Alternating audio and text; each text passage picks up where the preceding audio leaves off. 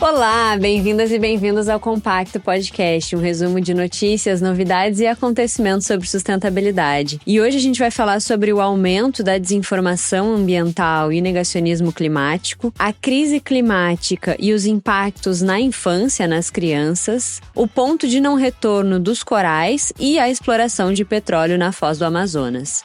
Eu sou a Graziela Brum, fundadora e consultora da Compacto, que é uma consultoria de comunicação para a sustentabilidade, que ajuda empresas e organizações a dar mais voz e visibilidade para as suas iniciativas de impacto positivo.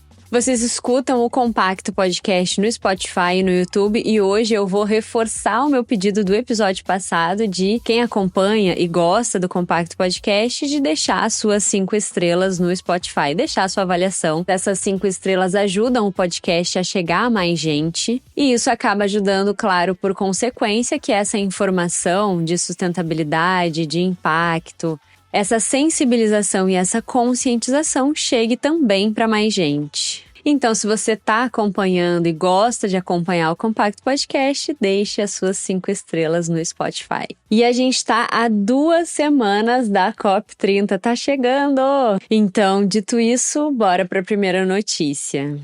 E se a Compacto é uma consultoria de comunicação para a sustentabilidade, a gente sempre fala aqui da importância da comunicação e de trazer visibilidade para essas iniciativas e também da responsabilidade disso e como isso precisa ser feito respeitando transparência, boas práticas. Essa primeira notícia tem tudo a ver. O NetLab da UFRJ analisou 2.700 anúncios sobre transição energética que foram publicados no LinkedIn entre setembro de 2024 e março de 2025. E identificaram o fato dessas publicações apresentarem ali alguns indícios de publicidade verde ou greenwashing, como a gente fala também. Trazendo algumas características que nem alegações exageradas, vagas ou distorcidas. O que fez com que esse grupo de pesquisadores concluísse que a desinformação ambiental faz parte de uma indústria que tem os seus interesses econômicos ali muito bem definidos. Ou seja, tem gente, tem setores, tem empresas ganhando sim com essa falta de informação ou essa desinformação, informações distorcidas. E eu acho que o mais interessante aqui de analisar do ponto de vista da comunicação é essa história de uma informação vaga, né? Porque a manchete, o título, o tópico é um recurso fundamental para a comunicação. Isso ajuda muito a chamar a atenção do público, fisgar essa atenção, a sintetizar o que vai ser esse conteúdo. Mas uma coisa que eu sempre falo quando eu tô falando sobre esse assunto em palestras, em aulas, né, sobre comunicação para sustentabilidade, é a importância, sim, dessa manchete, desse título forte e poderoso, mas sem deixar de aprofundar, mesmo que seja em outro ambiente, porque senão fica justamente uma informação muito vaga. Por exemplo, eu tô investindo, empresa X está investindo em transição energética, em energias renováveis. Beleza, mas como? Quanto? Onde? Com quem? É importante essa manchete, esse título, mas é importante o aprofundamento dessas informações também, porque senão, eu falo o que eu tô fazendo e beleza, fica por isso mesmo. Tem um exercício sutil da comunicação aí que é sintetizar, sim, um conteúdo e deixar ele consumível, interessante, sem ser vago, sem ser superficial e acabar correndo o risco de greenwashing. E um outro estudo que aconteceu entre 2023 e 2024, na mesma linha desse, coletou e analisou 87.900 mensagens que foram compartilhadas. E os pesquisadores do NetLab, que é coordenado pela Débora Salles, puderam concluir e identificar como a agenda da sustentabilidade é feita de forma para aprofundar a polarização política. E concluíram que os aplicativos de mensagem direta, né, de bate-papo, acabam facilitando muito a disseminação dessas narrativas polarizadas e antiambientais por conta da natureza dessa forma de comunicação. comunicação, né, que é descentralizada, que é criptografada dessas mensagens. E o embaixador André Corrêa do Lago, que está à frente da COP30, já comentou em uma entrevista que o maior desafio até a realização da conferência em novembro desse ano, em Belém, daqui a 2 semanas, vai ser combater a desinformação sobre mudanças climáticas. Então, essa pauta ela está no topo das preocupações do embaixador e da COP. O relatório de riscos globais do Fórum Econômico Mundial concluiu que a desinformação foi classificada como o risco mais grave para os próximos 2 anos. E a Débora Salles, que é a coordenadora do NetLab, comentou para essa entrevista com o Colabora que faz sentido que tenha uma tentativa de manipular a opinião pública com mais intensidade, para que essas empresas pareçam mais comprometidas com o tema do que elas realmente são. E aí, deixa eu aproveitar que o assunto é comunicação e contar uma história pra vocês. Na semana passada, eu fui na gravação de um podcast do Tempo Virou, que é um podcast da Giovanna Nader, e inclusive vou deixar essa indicação no nosso Momento Descompacta no final. E era uma entrevista com o Carlos Nobre, que é um cientista climático super respeitado. E aí terminou a gravação, aquele momento pós-palco, era um ambiente bem intimista, assim, e aí eu fui cumprimentar a Giovanna, dar parabéns pra ela, cumprimentar ela, e ele tava ali do lado, né, o Carlos Nobre tava ali do lado, aí cumprimentei ele, e ele logo perguntou o que eu fazia. Aí eu comentei da Compacto, falei que eu tinha uma consultoria de comunicação pra sustentabilidade, e ele repetiu pra mim, agora pessoalmente, tive esse privilégio, o que ele já tinha falado no palco do Climate Reality, que eu até já comentei aqui em algum episódio, que como era importante esse trabalho de comunicação e como a gente precisava desse tipo de trabalho. Ele comentou, a gente, né, os cientistas, a ciência tá falando sobre isso há décadas e aparentemente não tá funcionando. E reforçou como precisava da comunicação do lado, né, da ciência para falar sobre sustentabilidade, sobre essas questões ambientais e de clima. Comentou comigo também como as enchentes do Rio Grande do Sul tinham mudado a percepção da mídia sobre o tema e como veículos que antes nunca nem tinham ouvido falar no nome dele passaram a chamar ele para falar, para dar entrevista e tal. Comentou sobre como esse evento trouxe mais sensibilização e abertura das pessoas e da mídia para o tema também. Então, rolou isso. Tive o privilégio e a oportunidade de bater um papo com Carlos Nobre. Que honra! E no nosso próximo tópico, a gente vai falar sobre a crise climática e os impactos na infância.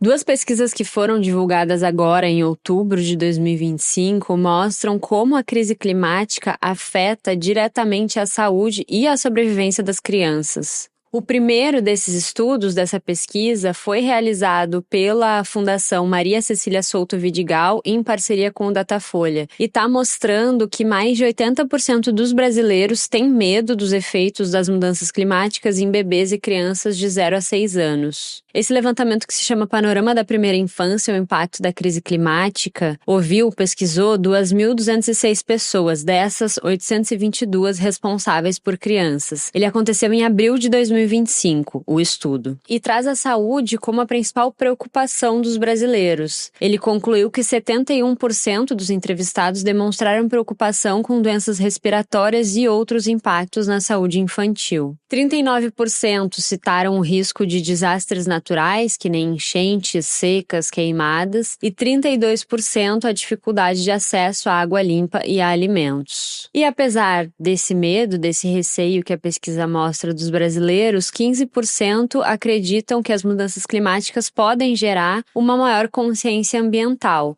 e 6% confiam na capacidade da sociedade de encontrar soluções. Não são números muito altos, o pessoal não está muito otimista. E a segunda pesquisa, ela foi conduzida pelo Centro de Integração de Dados e Conhecimentos para a Saúde, o Instituto de Saúde Coletiva da Universidade Federal da Bahia, London School e Instituto de Saúde Global de Barcelona. Então foi um estudo internacional que trouxe um aumento na mortalidade infantil, apontou um aumento na mortalidade infantil. Ele foi publicado no Environmental Research, na revista científica Environmental Research, e identificou que bebês entre 7 e 27 dias são os mais vulneráveis ao frio extremo, com um risco 364% maior de morte em comparação a condições normais, e o calor extremo aumentou em 85% o risco entre crianças de 1 a 4 anos, um percentual bem alto também. Esses pesquisadores examinaram mais de 1 milhão de mortes de menores de 5 anos ao longo dos últimos 20 anos. E no total, a mortalidade nessa faixa etária até os 5 anos foi de 95% maior em frio extremo e 29% maior em calor extremo em relação a dias com uma temperatura amena. Os dados também mostram que o Brasil enfrenta uma forte desigualdade quanto aos impactos do clima. O sul do Brasil apresentou o maior aumento de mortalidade infantil relacionado ao frio, 117%,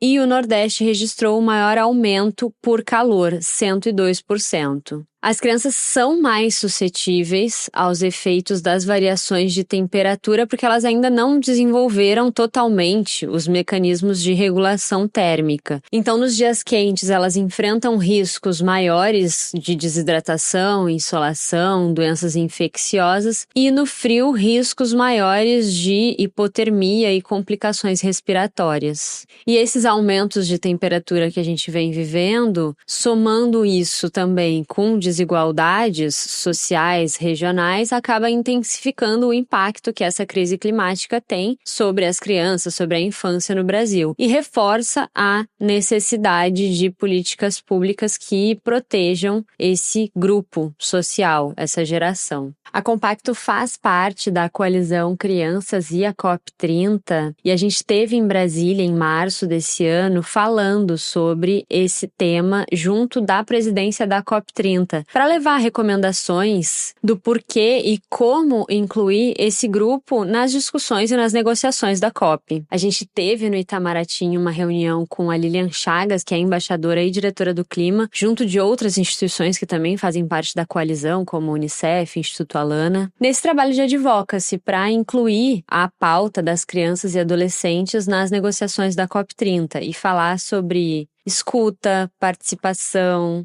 conscientização e comunicação com esse público, que a gente está vendo que é especialmente afetado pela mudança do clima.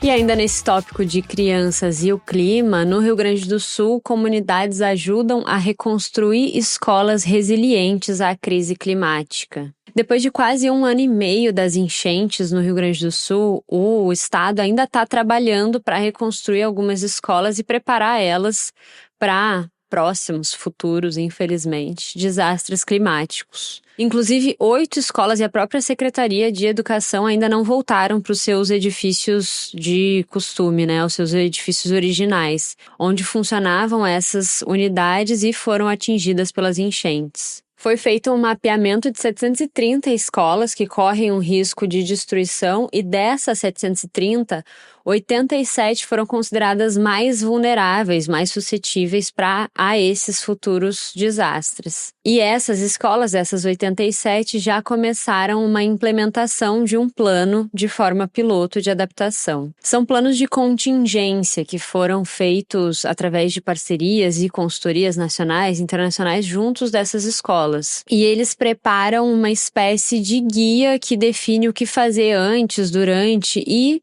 depois da emergência. E esse plano está considerando que a escola é o espaço onde a criança aprende, absorve novas rotinas, hábitos, e isso influencia também a família, influencia a comunidade. Então esse plano de contingência só faz sentido se ele for discutido de forma global por toda a comunidade, escola por escola, porque esse plano ele vai depender muito de onde a escola está localizada, qual que é o tipo de evento que vai acontecer ali, como que ela se distribui, qual que é o ponto de saída, quais são as soluções também para cada situação e cada escola. E é muito importante que isso seja muito conhecido, seja muito combinado, porque o que leva as pessoas a um desespero muitas vezes é não saber o que fazer. A importância da comunicação aí de novo, Nesse caso, uma comunicação mais comunitária para a comunidade, com a sociedade. Mas isso me lembrou de um dado de uma pesquisa que a ONU fez na primeira enchente que teve no Rio Grande do Sul, no Vale do Taquari, em 2023. Sim, teve outra no ano anterior, anterior, mas essa foi bem menos conhecida. Essa pesquisa não foi publicada, não foi divulgada. Eu sei por conta de um trabalho voluntário que eu tinha envolvimento ali naquela região de Lajeado e cidades do entorno, Vale do Taquari. A ONU fez essa pesquisa com a comunidade local, com os moradores, e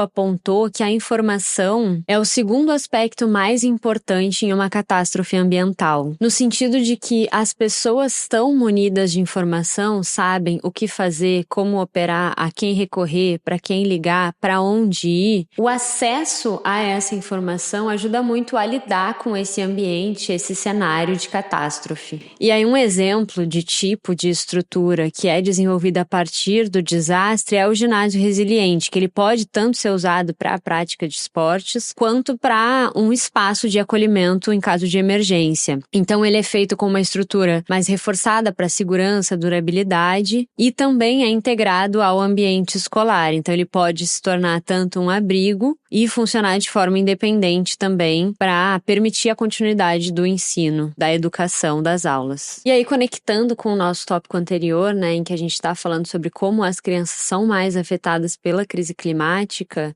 a gente teve, em um intervalo de menos de um ano, a gente viu isso acontecer na prática, pelo menos 2 vezes, falando só do Rio Grande do Sul. No momento das enchentes, foram 70 dias das escolas fechadas, em maio de 2024, e em fevereiro desse ano, de 2025, a gente também teve o adiamento do início das aulas por conta do calor extremo. E 70, 80 dias sem aula representa muita coisa na vida de uma criança, na vida de um adolescente, e representa atraso de desenvolvimento cognitivo, de educação também, sociabilização também. Então, assim, isso é um risco que afeta mais crianças e adolescentes e já está acontecendo, a gente já está vendo isso na prática.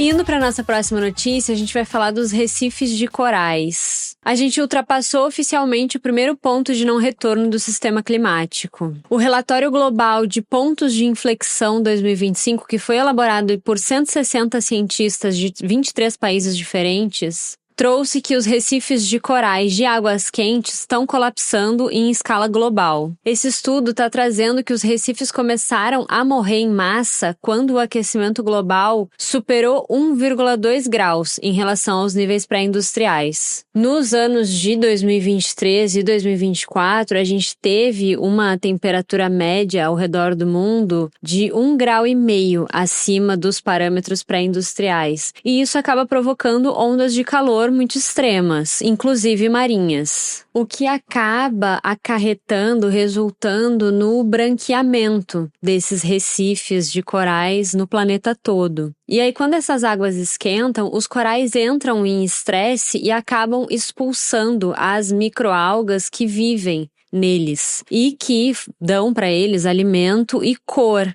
Então, muito do que a gente vê nesses corais, né, as cores deles, é por conta dessas microalgas. E aí, sem essas algas, os corais eles vão ficando brancos, vão enfraquecendo e acabam morrendo. Inclusive, teve aqui no Rio, há umas 2, 3 semanas, o TEDx Countdown, que é uma frente do TEDx que fala só sobre a urgência, a emergência climática. E uma das speakers foi a Bárbara Ramos Pinheiro e ela falou sobre isso. Ela se intitula algo que eu achei muito fofo, muito legal, que é uma sereia cientista. Ela é bióloga e ela falou justamente sobre isso, sobre como esse aquecimento impacta nos corais, como eles estão embranquecendo e morrendo. E uma média de 500 milhões de pessoas depende desses recifes para a subsistência, com atividades que nem pesca, proteção costeira e os serviços ecossistêmicos que eles fornecem também. Isso é avaliado em mais de 2 trilhões de dólares por ano. E esse relatório está alertando que caso essas emissões sigam crescendo, né, essas emissões de gases do efeito estufa sigam crescendo, o aquecimento global pode atingir aí temperaturas entre 2 graus 2,5 a 3 graus acima do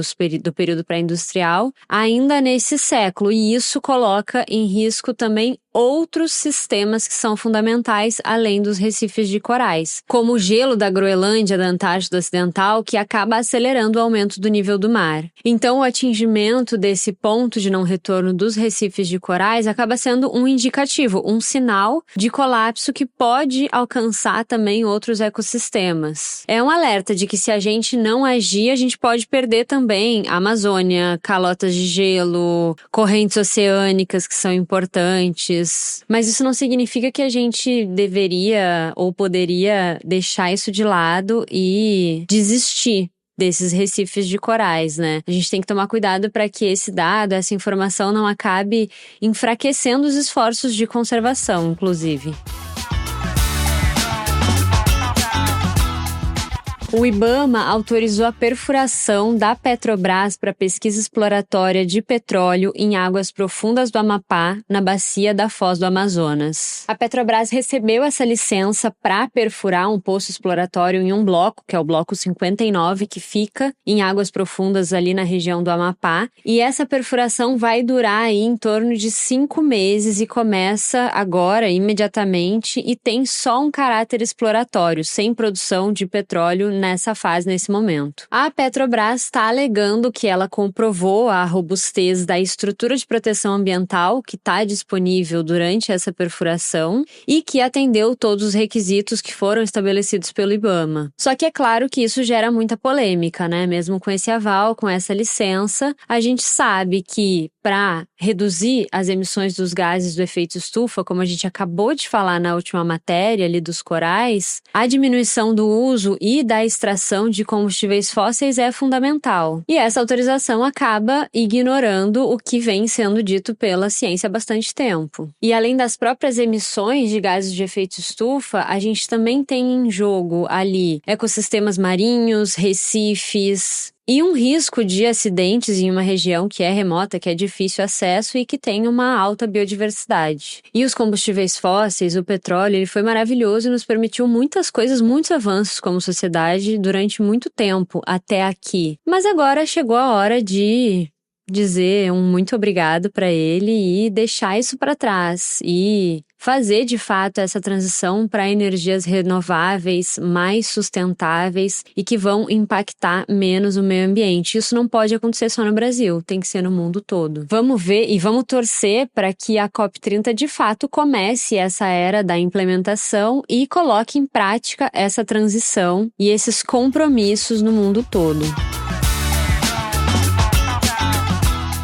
Gente, muita notícia ruim hoje, hein? Eu me esforço aqui para trazer pelo menos um ponto de vista positivo, mas às vezes não dá. Enfim, faz parte, a vida é assim, né? Mas vamos pro nosso momento Descompacta, onde a gente fala de dicas para aprofundar e ir além no nosso papo aqui. E como eu comentei ali, né, na história do Carlos Nobre, eu vou indicar um outro podcast, que é O Tempo Virou, da Giovanna Nader, que é um podcast de entrevista que traz um bate-papo ali sobre temas de meio ambiente, conscientização, práticas e pensamentos para fazer a diferença no planeta. E eu quero indicar especialmente 2 episódios que eu gostei muito, casualmente de 2 conterrâneas minhas, não sei se teve um viés aí, mas que é o episódio 66, com a Mari Krieger, a crise da desinformação, e o 67, um na sequência do outro, que é o com a Fernanda Lima, Presença em Movimento. Esse podcast tá no Spotify, assim como o Compacto Podcast, tá no YouTube também. Enfim, fica a indicação aí no Momento Descompacta. Falar um pouco de coisa boa também, né? E hoje a gente falou sobre desinformação ambiental e negacionismo climático, a crise climática e os impactos na infância, na vida das crianças e adolescentes, o ponto de não retorno dos corais e a exploração de petróleo na Foz do Amazonas. Não esquece de deixar a sua avaliação, as suas 5 estrelas no Spotify, e vocês encontram a Compacto no LinkedIn, no Instagram @CompactoCI e no compactoci.com, e vocês me encontram no LinkedIn como Graziela Brum. Um beijo e até o próximo episódio.